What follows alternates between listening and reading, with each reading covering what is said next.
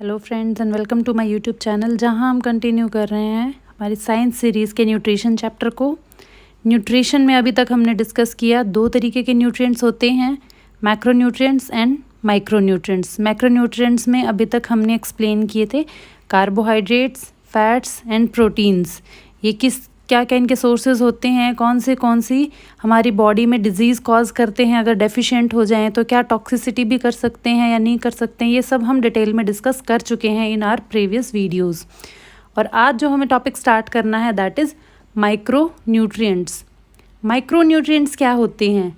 Micro nutrients as the name suggest, micro means small, कम amount में जो भी न्यूट्रिएंट हमारी बॉडी में रिक्वायर्ड होते हैं उनको हम बोलते हैं माइक्रो न्यूट्रिएंट्स। और माइक्रो न्यूट्रिएंट्स में बेसिकली दो हमें डिस्कस करने हैं, विटामिन्स एंड मिनरल्स। इनको माइक्रो न्यूट्रिएंट क्यों बोलते हैं? क्योंकि जो हमारे मैक्रो न्यूट्रिएंट होते हैं उनकी रिक्वायरमेंट होती है ग्राम्स में, और माइक्रो न्यूट्रिएंट जो होते हैं उनकी रिक्वायरमेंट होती है मिलीग्राम्स में।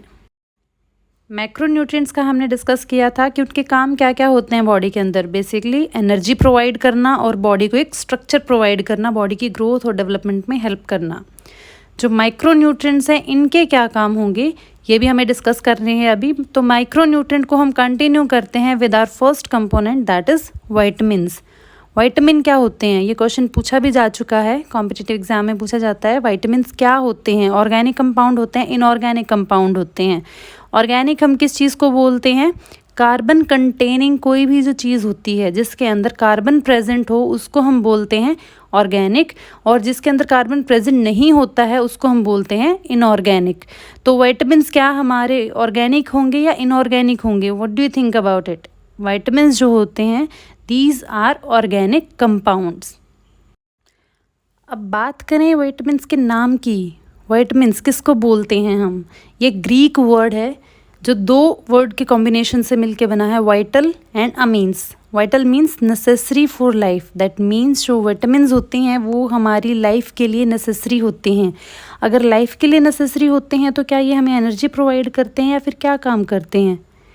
नहीं, विटामिन्स हमें एनर्जी प्रोवाइड नहीं करते हैं, but their main function is to help in biochemical reaction that provide us energy. जो भी हमारी बॉडी में बायोकेमिकल रिएक्शन हो रही हैं, जो हमारी ग्रोथ डेवलपमेंट में हेल्प कर रही हैं, एनर्जी प्रोवाइड कर रही हैं, उन सब में हेल्प करना काम होता है विटामिन्स का। दैट्स वाई हम इनको बोलते हैं माइक्रो न्यूट्रिएंट्स, क्योंकि ये कम अमाउंट में चाहिए। इनका सेल्फ फंक्शन नहीं होता, ये दूसरे फंक्शंस को प्रमोट करने में हमारी हेल्प करते हैं। अगर बात करें हम कुछ बेसिक कैरेक्टरिस्टिक्स ऑफ विटामिन्स की तो वो क्या होंगे? एक जनरल इंट्रोडक्शन अगर हम विटामिन्स का डिस्कस करें तो first, these are the organic compounds. ये ऑर्गेनिक होते हैं नेचर में। सेकंड, इसेंशियल माइक्रोन्यूट्रिएंट्स, ये होते हैं हमारे माइक्रोन्यूट्रिएंट्स हैं बट इसेंशियल होते हैं लाइफ के लिए। इसेंशियल क्यों होते हैं, क्या क्या इनका काम होता है, वो आगे आपको समझ में आ जाएगा जब हम वन बाय वन इनको डिस्कस करेंगे। Next, not synthesized in human body and hence are taken with the food. Vitamins जो हैं वो हमारी बॉडी खुद से प्रोड्यूस नहीं कर सकती, इसलिए हमें हमारी डाइट में इनको कंज्यूम करना ज़रूरी होता है। इसमें एक्सेप्शन है कोई? दो एक्सेप्शंस हैं, विटामिन डी एंड विटामिन के, जो हमारी बॉडी खुद से प्रोड्यूस कर सकती है। कहाँ प्रोड्यूस होंगे, कौन से साइट होती है, किस तरीके से सिंथेसाइज होते हैं, वो भी हम डिस्कस करेंगे। एक और है विटामिन B12 जो थोड़ी अमाउंट में हमारी बॉडी प्रोड्यूस करती है, but main are vitamin D and vitamin K. Next point is deficiency of vitamins can cause disease, hence these are the essential growth factors. अगर हमारी बॉडी में किसी भी विटामिन की कमी होती है तो हमारी बॉडी की ग्रोथ है वो हैम्पर होगी, ग्रोथ एंड डेवलपमेंट हैम्पर होगी, एनर्जी का लेवल भी चेंज हो जाएगा। That's why these are essential. Next point is These does not produce energy but important role in biochemical processes। ये हमने अभी डिस्कस भी किया था कि खुद से विटामिन्स कोई एनर्जी प्रोड्यूस नहीं करते हैं, इनका खुद का कोई एनर्जी लेवल नहीं होता है, but these help in biochemical reaction. जो भी हमारी बॉडी में बायोकेमिकल प्रोसेस चलते हैं जिसके थ्रू एनर्जी प्रोड्यूस होती है उसमें ये हेल्प करते हैं। And the next point is these are required in micro quantity, इसलिए हम इनको माइक्रो न्यूट्रिएंट्स बोलते हैं। अब बात करें विटामिन्स की, दो तरीके के होते हैं, fat soluble and water soluble. अभी हम आगे इनको डिटेल में डिस्कस करेंगे, कौन से वाटर सोल्यूबल होते हैं और कौन से फैट सोल्यूबल होते हैं। तो इनमें से ज़्यादा ज़रूरी कौन से होते हैं? आई एम नॉट सेइंग कि फ़ैट सोल्यूबल ज़्यादा ज़रूरी होते हैं, वाटर सोल्यूबल ज़्यादा ज़रूरी होते हैं, या फिर इनमें से कोई एक अगर हम कंज्यूम नहीं करेंगे तो बॉडी का काम चल जाएगा। But there is a scenario कि हमारी बॉडी में जो फैट सोल्यूबल विटामिन्स हैं वो कुछ टाइम के लिए स्टोर होके रह सकते हैं। वो 1-2 दिन अगर हम कंज्यूम ना भी करें तो हमारी बॉडी कंपनसेट कर लेगी, क्योंकि वो बॉडी के अंदर स्टोर हो जाते हैं। But if we talk about water soluble vitamins, ये हमें डेली कंज्यूम करने पड़ते हैं। अगर ये एक्सेस में हम ले भी लेते हैं तो स्टोर नहीं होते हैं, क्योंकि ये वाटर में सोल्यूबल होते हैं तो यूरिन के थ्रू पास आउट हो जाते हैं। दैट्स वाई हमारी डेली डाइट के अंदर वाटर सोल्यूबल विटामिन्स होने चाहिए। तो अभी हमने जो डिस्कस किया टाइप्स ऑफ विटामिन्स, अगर हम देखते हैं तो 2 तरीके के होते हैं, fat soluble and water soluble. जब हमने फैट्स वाला चैप्टर कंप्लीट किया था उसमें भी हमने डिस्कस किया था कि फैट्स की रिक्वायरमेंट हमारी विटामिन्स को डिज़ोल्व करने में और उनको अब्जॉर्ब करवाने में भी होती है। तो होते क्या है, ये कुछ हमारे विटामिन्स ऐसे होते हैं जो फैट के अंदर डिज़ोल्व होके तब हमारी बॉडी के अंदर अब्जॉर्ब होते हैं, तब वो प्रॉपर अपना फंक्शन कर पाते हैं। और कुछ विटामिन्स ऐसे होते हैं जो वाटर के अंदर डिज़ोल्व होके बॉडी के अंदर अब्जॉर्ब होते हैं। तो 2 तरीके के होते हैं। फैट सोल्यूबल की अगर हम बात करें तो कौन से होते हैं? Vitamin A, D, E and K, ये होते हैं हमारे फैट सोल्यूबल। और वाटर सोल्यूबल होते हैं vitamin B and C. If you want to remember, जैसे पंजाबी वर्ड होता है केड़ा, KEDA, ये होते हैं हमारे fat soluble. I hope you can remember this by this short trick. तो फैट सोल्यूबल और वाटर सोल्यूबल विटामिन हमने डिस्कस किए कौन से होते हैं। ADEK ये होते हैं हमारे फैट सोल्यूबल, और विटामिन बी एंड सी होते हैं हमारे वाटर सोल्यूबल। अब ये इन नाम से कम और इनके साइंटिफिक नेम से ज़्यादा पूछे जाते हैं। तो अगर हम बात करें इनके साइंटिफिक नेम की, विटामिन बी जो है वो एक पूरा कॉम्प्लेक्स विटामिन है जिसमें आगे फर्दर 8 टाइप के होते हैं, उसको हम अलग से डिस्कस करेंगे। अगर हम विटामिन बी को छोड़ के बाकियों का डिस्कस करें कौन से उनके साइंटिफिक नेम होते हैं, तो first vitamin A, it is also known as retinol. Vitamin C को हम बोलते हैं ascorbic acid. Vitamin D is calciferol. Vitamin E is tocopherol. Vitamin K is naphthoquinone. तो ये सारे नाम होते हैं विटामिन्स के, ACDK। अगर इसकी शॉर्ट ट्रिक आप याद रखना चाहो तो इनको सीक्वेंस में अगर आप लिख ले तो ACDEK। और विटामिन बी को हम बाद में डिस्कस करेंगे। तो एक तरफ आप इनको सीक्वेंस में लिखो, दूसरी तरफ आप इनके नाम अगर लिखते हो, retinol, ascorbic acid, calciferol, tocopherol, naphthoquinone, तो एक आप सीक्वेंस इसका याद रख सकते हो। रेस टू नेपाल से एक सेंटेंस अगर आप याद रखते हो, रेस टू नेपाल। आर से रेटिनोल, ए से एस्कॉर्बिक एसिड, सी से कैल्सीफेरोल, टी से टोकोफेरोल एंड एन से naphthoquinone. Next is vitamin B complex. अगर बात करें हम विटामिन बी कॉम्प्लेक्स की तो इसमें अलग अलग सब टाइप्स होते हैं विटामिन बी के, जिसमें B1, B2, B3, B5, B6, B7, B9 और B12 होते हैं। और यहीं पे ट्रिक कर जाते हैं क्वेश्चनर कि अगर आपसे पूछा जाता है कि विटामिन बी कॉम्प्लेक्स में कितने सब टाइप्स होते हैं विटामिन बी के, तो बच्चे कई बार आंसर कर देते हैं 12 टाइप्स। नहीं, 12 नहीं होते हैं, 8 टाइप्स होते हैं। B1 that is thiamine, B2 riboflavin, B3 niacin या निकोटिनिक एसिड इसको बोलते हैं, B5 pantothenic acid, B6 pyridoxine, B7 biotin, B9 folic acid और B12 कोबालमिन। इसमें B4 नहीं होता है, B8 नहीं होता है। ऐसे आपको याद रखने हैं कि कौन से बीच में B10 और B11 भी नहीं होता है। तो ये these are the 8 types of vitamin B. नाम इनके याद रखने हैं आपको कौन से हैं। Let me repeat again. Vitamin B1 is also known as thiamine, vitamin B2 riboflavin, vitamin B3 niacin या nicotinic acid, B5 pantothenic acid, B6 pyridoxine, B7 biotin, B9 folic acid और B12 कोबालमिन। नेक्स्ट हम discuss करेंगे 1 bye 1 सारे vitamins को। तो इसमें हम क्या क्या डिस्कस करेंगे, कुछ इनके स्पेशल कैरेक्टरिस्टिक्स क्या होते हैं, सोर्सेज क्या होते हैं जहाँ से हमें विटामिन्स मिलते हैं, प्लस इनकी डेफिशिएंसी से होने वाली डिजीज़ कौन सी होती हैं। अगर एक्सेस में हो जाता है कोई भी विटामिन तो सबके लिए क्या होता है, टॉक्सिसिटी वर्ड यूज़ होता है, vitamin A toxicity, vitamin B toxicity, D toxicity. तो टॉक्सिसिटी मतलब कोई भी विटामिन अगर हमारी बॉडी में एक्सेस में हो जाता है तो उसके लिए कोई डिजीज़ का नेम नहीं होता है, सिर्फ एक टॉक्सिसिटी वर्ड आपको याद रखना है कि अगर ज़्यादा हो गया है कोई भी विटामिन हमारी बॉडी के अंदर, दैट इज़ टॉक्सिसिटी। और अगर डेफिशिएंसी हो जाती है तो उसके लिए अलग अलग डिजीज़ होती हैं और उन्हीं डिजीज़ से अक्सर क्वेश्चन पूछे जाते हैं कि कौन से विटामिन की डेफिशिएंसी से किस तरीके की डिजीज़ होती है। तो let's start with vitamin A. अगर हम विटामिन ए की बात करें तो इसका दूसरा नाम क्या होता है, रेटिनॉल। रेटिनॉल ये बीटा कैरोटीन की फॉर्म में भी प्रेजेंट होता है। डायरेक्ट हमें विटामिन ए नहीं मिलता है किसी भी सोर्स से, बीटा कैरोटीन की फॉर्म में प्रेजेंट होता है। और इसका काम क्या होता है, ये हमारी बॉडी में जाने के बाद बीटा कैरोटीन जो होता है ये कन्वर्ट होता है विटामिन ए के अंदर। और इसका काम क्या होता है, ये हमारे विजुअल पिगमेंट को बनाने में हेल्प करता है। अभी हमने प्रोटीन वाले चैप्टर में भी डिस्कस किया था कि रोडोप्सिन नाम का जो प्रोटीन होता है, रोडोप्सिन जो पिगमेंट होता है हमारा विजुअल पिगमेंट होता है, वो किससे बनता है, विटामिन ए से बनता है। सेकंड, अगर हम बात करें सोर्सेज की, विटामिन ए हमें मिलता कहाँ से है, जितने भी येलो ऑरेंजिश कलर के फ्रूट होते हैं, फूड होते हैं, उन सब के अंदर विटामिन ए प्रेजेंट होता है। अगर आपको पर्टिकुलर एक एक फ्रूट वेजिटेबल का नाम याद नहीं रहता है तो this is the important character जो आपको याद रखना है। बीटा कैरोटीन जो होता है उसका कलर कैसा होता है, येलोइश ऑरेंजिश। तो जिस भी फ्रूट का वेजिटेबल का कलर आपको ऑरेंज या फिर डार्क येलो दिखता है तो उसके अंदर इट इज़ अंडरस्टूड कि विटामिन ए प्रेजेंट है। तो एग्जाम्पल क्या क्या होंगे इसके, लाइक कैरेट है, कैरेट के अंदर खूब विटामिन ए प्रेजेंट होता है। पपाया है, एग योक है, उसके अंदर भी विटामिन ए प्रेजेंट होता है। डिजीज़ की अगर हम बात करें, विटामिन ए की डेफिशिएंसी से कौन से डिजीज़ होती हैं।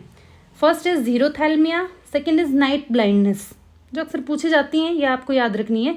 जीरोथैल्मिया किसको बोलते हैं, आइज़ जब ड्राई हो जाती हैं, आइज़ के अंदर ड्राइनेस जब हो जाती है तो उसकी वजह से क्या होता है, टीयर्स प्रॉपर फॉर्म नहीं हो पाते हैं, जो हमारी आइज़ का सिक्रीशन है वो नहीं हो पाता है प्रॉपर, तो उसकी वजह से ड्राई फील होती हैं आइज़ और लेजन फॉर्म होने स्टार्ट हो जाते हैं, जख्म हो जाते हैं, दैट इज़ कॉल्ड जीरोथैल्मिया। और ये किसकी वजह से होता है, ये होता है विटामिन ए की डेफिशिएंसी की वजह से। Second is night blindness. Night blindness अगर आप रिकॉल करो तो हमने प्रोटीन वाले चैप्टर में क्या डिस्कस किया था कि ऑप्सिन दो हमने प्रोटीन डिस्कस किए थे। रोडोप्सिन कहाँ प्रेजेंट होता है, रोड सेल के अंदर प्रेजेंट होता है। और रोड सेल का क्या काम होता है, हमें नाइट में विजन प्रोवाइड करना। तो नाइट विजन जो हमें प्रोवाइड करता है कोई भी पिगमेंट, अगर वो पिगमेंट ही हमारी आइज़ के अंदर नहीं बन रहा है तो क्या होगा, नाइट में हमें दिखना बंद हो जाएगा।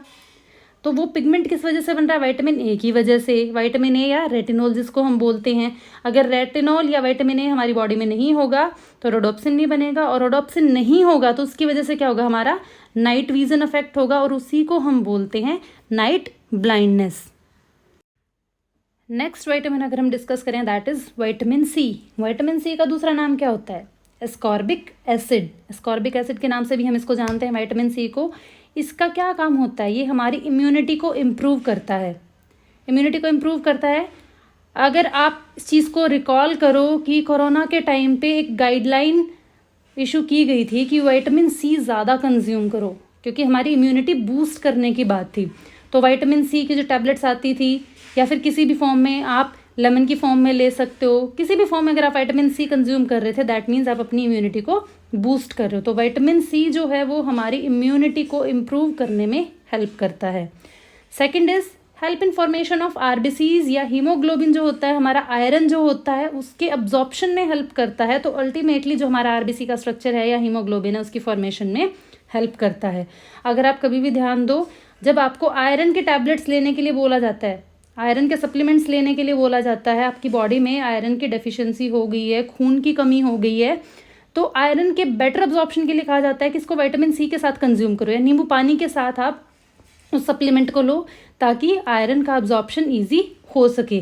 तो ये सेकंड फंक्शन हुआ, फॉर्मेशन ऑफ आरबीसीज, हीमोग्लोबिन या आयरन अब्जॉर्प्शन, आप कुछ भी इनमें से याद रख सकते हो। Next is vitamin C is needed for healthy skin, gums, teeth, bone and cartilages. जो विटामिन सी है हमारी स्किन की हेल्थ को, गम्स की हेल्थ को, टीथ को, बोन को, कार्टिलेज को मेंटेन करके रखने में हेल्प करता है। अच्छा, कमर्शियल एड्स आप बहुत सारी देखते होंगे, vitamin C serum, vitamin C serum, vitamin C lotion. क्या काम होते हैं? आपकी स्किन को फर्मनेस प्रोवाइड करते हैं, एक एंटीऑक्सीडेंट की तरह काम करता है विटामिन सी, जो स्किन को हेल्दी रखता है। तो विटामिन सी जो है वो हमारी स्किन के लिए बहुत इसेंशियल होता है, उसकी हेल्थ को मेंटेन करने के लिए। गम्स की हेल्थ को मेंटेन करता है, अभी हम डिजीज़ में भी डिस्कस करेंगे। जो टीथ है हमारे, इनके हेल्थ के लिए भी विटामिन सी इम्पॉर्टेंट होता है, एज वेल एज बोन्स और कार्टिलेजेस के लिए भी। सोर्सेज की अगर हम बात करें विटामिन सी से याद रखो तो सिट्रस, मतलब खट्टे फ्रूट्स जितने भी होते हैं उनके अंदर विटामिन सी प्रेजेंट होता है। सिट्रस फ्रूट्स हैं, जूसेस हैं, इन सब के अंदर विटामिन सी प्रेजेंट होता है। क्या सिर्फ खट्टी चीज़ों के अंदर प्रेजेंट होता है? नहीं, इनके अलावा गुआवा है, उसके अंदर भी बहुत ज़्यादा अमाउंट में विटामिन सी प्रेजेंट होता है। ग्रीन चिलीज़ हैं, उनके अंदर भी विटामिन सी प्रेजेंट होता है। तो डू नॉट मिसअंडरस्टैंड कि सिर्फ और सिर्फ खट्टी चीज़ों में ही विटामिन सी होता है, उसके अलावा भी विटामिन सी प्रेजेंट होता है। आप अगर एक एक याद नहीं कर सकते तो दो इंपॉर्टेंट एग्जाम्पल है, ये भी आप याद रख लेना। गुआवा और ग्रीन चिली के अंदर भी विटामिन सी बहुत अमाउंट में प्रेजेंट होता है। अगर डिजीज़ की हम बात करें, विटामिन सी अगर हमारी बॉडी में डेफिशिएंट हो जाता है, विटामिन सी की कमी हो जाती है, तो कौन सी डिजीज़ हो जाती है? अक्सर पूछी जाती है, स्कर्वी और जिंजिवाइटिस। स्कर्वी क्या होता है? हमारे गम्स में से ब्लीडिंग होना स्टार्ट हो जाता है। तो ये अक्सर पूछी भी जाती है कि विटामिन सी की डेफिशिएंसी से होने वाली डिजीज़ कौन सी है, तो स्कर्वी उसका एक इम्पॉर्टेंट एग्जाम्पल है। ऐसे ही जिंजिवाइटिस भी आपको याद रखना है, ये भी विटामिन सी की डेफिशिएंसी से होता है। जैसे स्कर्वी में टूथ डिके और गम्स में से ब्लीडिंग होती है, ऐसे जिंजिवाइटिस क्या होता है? ये थोड़ी माइल्ड फॉर्म होती है, जिसके अंदर हमारे जो गम्स हैं उनमें स्वेलिंग आ जाती है। स्वॉलन गम्स जो होते हैं उसी को हम बोलते हैं gingivitis. Next vitamin is vitamin D, या फिर इसको हम बोलते हैं calciferol. Calciferol is the second name of vitamin D. इसका क्या काम होता है? इसका काम होता है कैल्शियम के एब्जॉर्प्शन में हेल्प करना। हम कितना भी कैल्शियम कंज्यूम कर लें, अगर हमारी बॉडी में विटामिन डी प्रेजेंट नहीं है तो वो कैल्शियम एब्जॉर्ब नहीं हो सकता। ये बनता कहाँ है हमारी बॉडी के अंदर? हमारी बॉडी में एर्गोस्टेरोल सेल्स होते हैं स्किन के नीचे, जो क्या करते हैं, सनलाइट को कन्वर्ट कर देते हैं विटामिन डी के अंदर। अगर काम की बात करें तो विटामिन डी कहाँ काम करता है? अभी हमने डिस्कस भी किया, works with calcium and phosphorus to make bones and teeth strong. Calcium और फॉस्फोरस के एब्जॉर्प्शन में हेल्प करता है, और विटामिन डी की हेल्प से ही वो हमारी बॉडी में एब्जॉर्ब हो पाते हैं, जिसकी वजह से क्या होता है, हमारी बोन्स और टीथ की हेल्थ मेंटेन रहती है। क्योंकि बोन्स और टीथ में क्या होता है, मैक्सिमम अमाउंट में कैल्शियम और फॉस्फोरस होता है, और अगर विटामिन डी की डेफिशिएंसी हो जाएगी तो कैल्शियम एब्जॉर्ब नहीं हो पाएगा, बोन्स हैं वो फ्रेजाइल हो जाएंगी, वीक हो जाएंगी। ऐसे ही जो टीथ हैं हमारे, वो भी टूथ डिके में होना स्टार्ट हो जाएगा। अब अगर बात करें विटामिन डी की, आपने अक्सर सुना होगा कि धूप से हमें विटामिन डी मिलता है, धूप से हमें विटामिन डी मिलता है ऑब्वियसली, लेकिन खाली सनलाइट से हमें विटामिन डी नहीं मिलता है। There are other sources also. Main source is obviously sunlight. Sunlight से क्या होता है, जो भी सनलाइट यूवी रेज हमारी स्किन पे फॉल होती हैं, तो स्किन के नीचे ही फैट की एक लेयर होती है, जो हमने फैट वाले टॉपिक में भी डिस्कस किया था। फैट की एक लेयर होती है, जो एर्गोस्टेरोल सेल्स होते हैं स्किन के नीचे, वो क्या करते हैं, उस फैट को कन्वर्ट कर देते हैं विटामिन डी के अंदर। Next source is cod liver oil. Cod liver oil आप अलग अलग फॉर्म में कंज्यूम भी आपने कभी किए होंगे। कोड लीवर ऑयल कैप्सूल्स भी आते हैं, ऑयल एज इट इज़ भी लोग कंज्यूम करते हैं, या जो कोड फिश को कंज्यूम करते हैं उनमें विटामिन डी की डेफिशिएंसी नहीं होती है, because it is a rich source of vitamin D. And other than these dairy products are also a rich source of vitamin D. Dairy products के अंदर भी विटामिन डी प्रेजेंट होता है।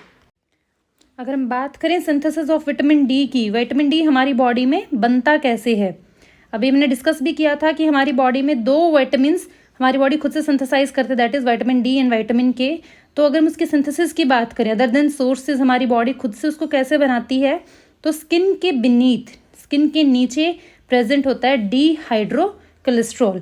जो डीहाइड्रो कोलेस्ट्रॉल होता है, जब उस पर यूवी बी लाइट्स पड़ती हैं, सनलाइट पड़ती है, सनलाइट में भी कौन सी पर्टिकुलर लाइट होती हैं जो इसको एक्टिवेट करती हैं विटामिन D3 में कन्वर्ट होने के लिए, that is UV B raise.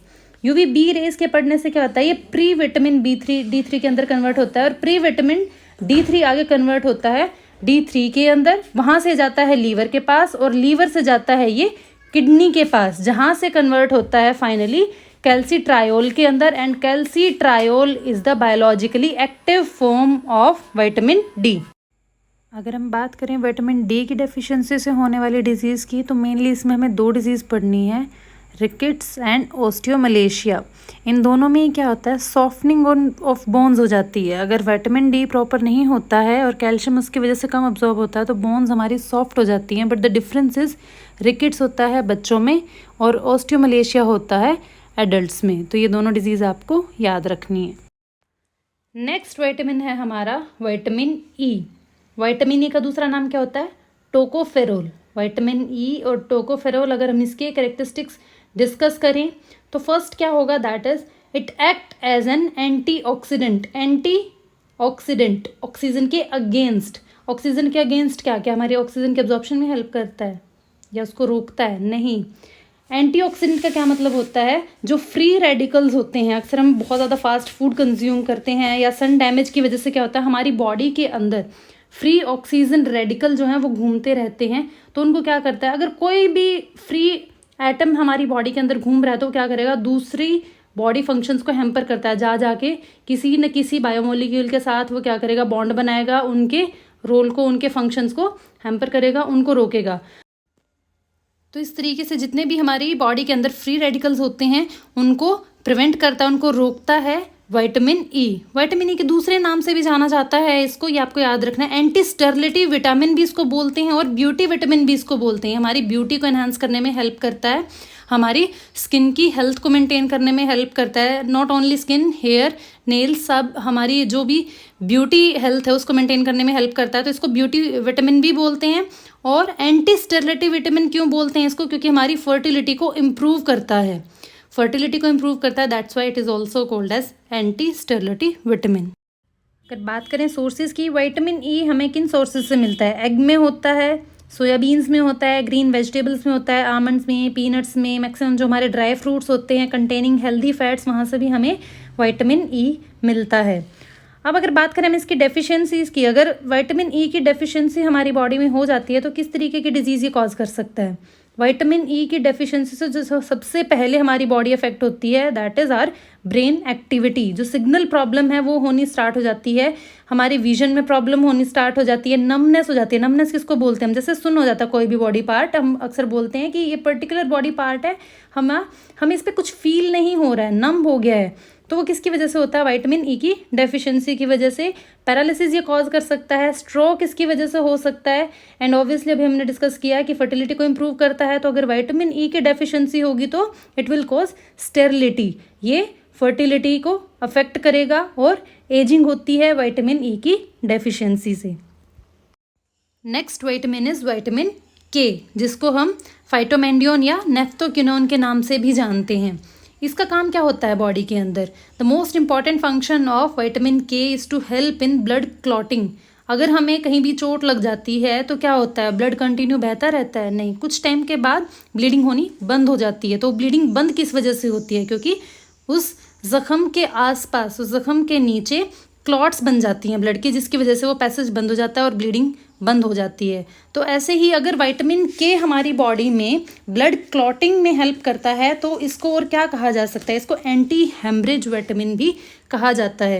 ये ब्लड क्लॉटिंग का प्रोसेस कैसे होता है, कहाँ होता है, कौन से कंपोनेंट्स, फैक्टर्स इसके अंदर इन्वॉल्व होते हैं, ये सब डिटेल में आएगा सर्कुलेटरी सिस्टम के अंदर। अभी आपको सिर्फ इतना याद रखना है कि विटामिन के का काम होता है ब्लड क्लॉटिंग में हेल्प करना, और इसको एंटी हेमरेजिक विटामिन भी कहा जाता है।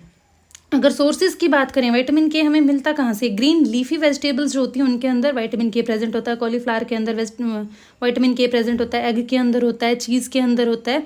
तो इन सब के अंदर विटामिन के अच्छे अमाउंट में प्रेजेंट होता है।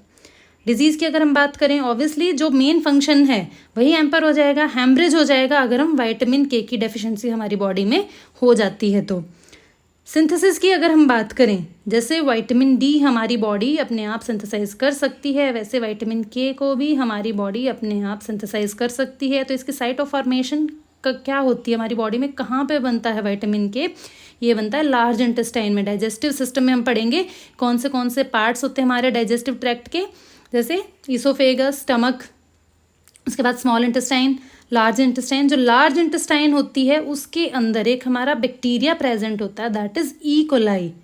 ई कोलाई जो बैक्टीरिया होता है वो फॉर्मेशन करता है विटामिन के की, हेल्प करता है विटामिन के की फॉर्मेशन में। तो साइट ऑफ सिंथेसिस आपको याद रखनी है, विटामिन के हमारी बॉडी में कहाँ बनता है, it is formed in large intestine. And the next vitamin is vitamin B complex. इसको बी कॉम्प्लेक्स क्यों बोलते हैं, क्योंकि there are further sub types of vitamin B जो हमें इसमें डिस्कस करने हैं। कोई एक विटामिन ये नहीं होता है, इसमें मल्टीपल टाइप्स होते हैं विटामिन बी के, इसलिए इसको इकट्ठा बोला जाता है बी कॉम्प्लेक्स।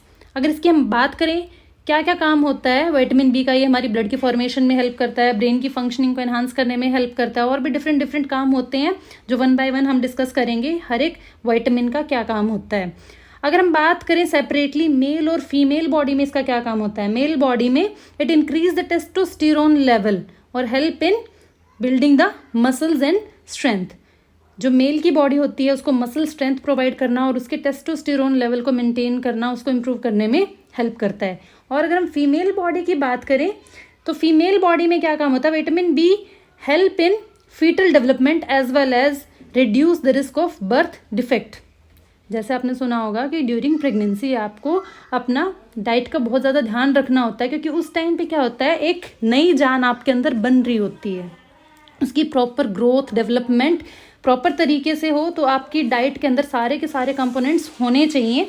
और अगर बात करें विटामिन बी की, इसकी डेफिशिएंसी से क्या होगा, प्रॉपर ग्रोथ डेवलपमेंट नहीं हो पाएगी, बर्थ डिफेक्ट हैं वो हो जाते हैं, जो बाद में भी आप न्यूट्रिशन कितना भी दो, कितना भी डाइट को बैलेंस करो बच्चे की, वो कंट्रोल नहीं होते हैं।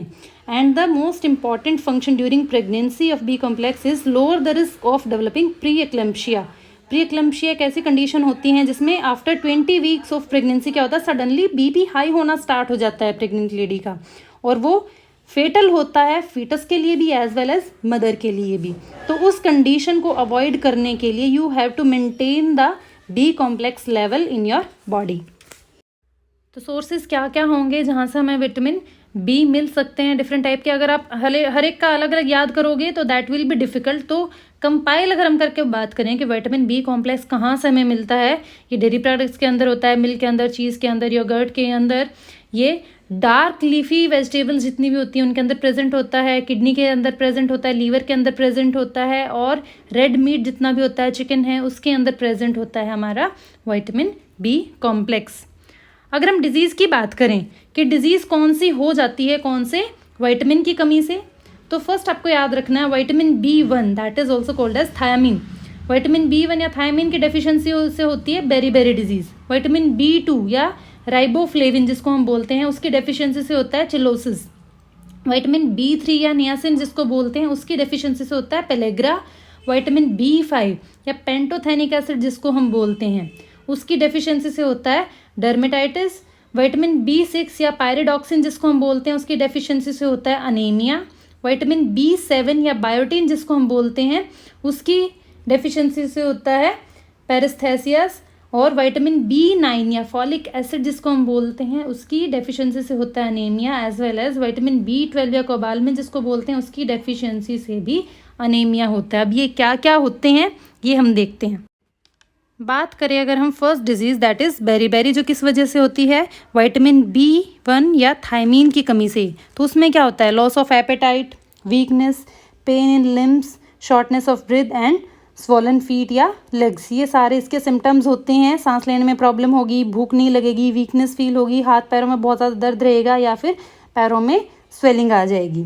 नेक्स्ट इज विटामिन B2 या राइबोफ्लेविन की कमी से होने वाली चिलोसिस। चिलोसिस में क्या होता है, इसमें पेनफुल सोर्स हो जाते हैं हमारे कॉर्नर ऑफ माउथ पे, जो माउथ के कॉर्नर होते हैं हमारे वहाँ पे जख्म होने स्टार्ट हो जाते हैं और लिप्स हैं वो बहुत ड्राई हो जाते हैं, उन पेनफुल सोर्स को हम बोलते हैं cheilosis. Next is vitamin B3 या नाइसिन की कमी से होने वाली पेलेग्रा।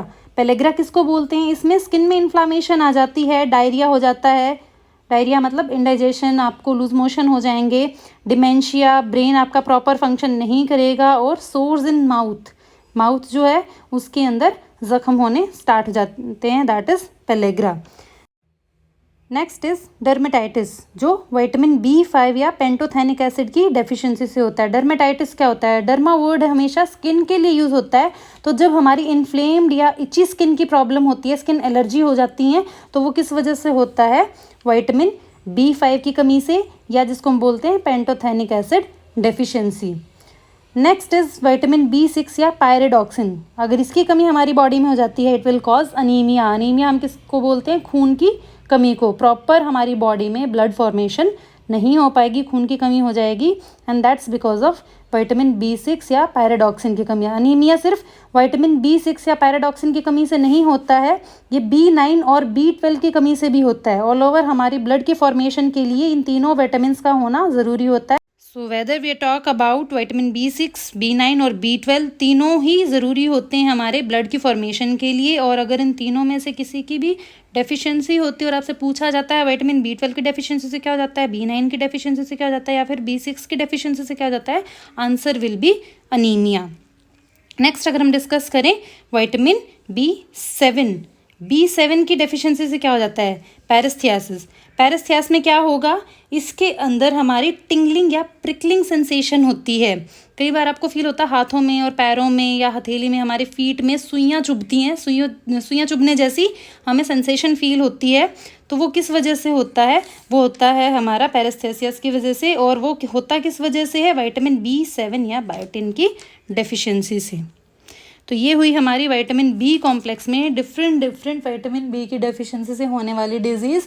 आपसे इनके सिम्टम्स कम ही पूछे जाते हैं, मेनली नाम ही पूछा जाता है, कौन से विटामिन की कमी से कौन से डिजीज़ हो जाती है, तो ये आपको याद रखने हैं।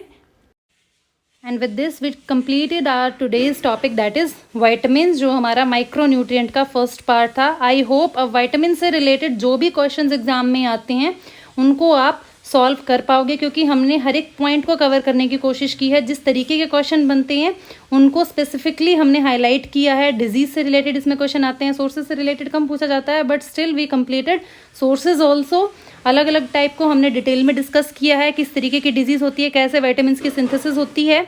तो इस सब के बाद हमारा नेक्स्ट टॉपिक जो रहेगा माइक्रो न्यूट्रिएंट का second part, that is minerals. Minerals को हम कंप्लीट करेंगे हमारी नेक्स्ट वीडियो में। Till then wait for the video, और नेक्स्ट इस टॉपिक को कंप्लीट करने के लिए, न्यूट्रिशन सीरीज़ को कंप्लीट करने के लिए फॉलो करें।